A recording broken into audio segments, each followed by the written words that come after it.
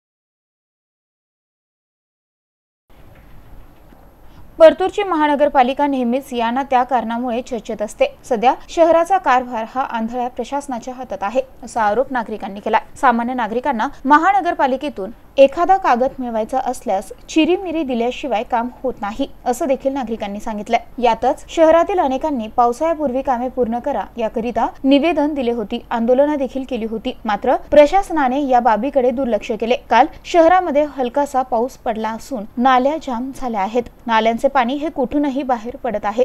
यामुळे रोडवर पाणी साचलं होतं। अशातच भाऊसाहेब मुके हे बँकेतील कामकाज आटोपून बाहेर आले आणि स्कूटी वळून घेऊन जात असताना पाणी साचलेला खड्डा त्यांना दिसलाच नाही आणि स्कूटीसह ते खोल नालीमध्ये डुबले होते। सुदैवाने कुठलीही जीवितहानी झाली नाही आणि पुढील अनर्थ टळला।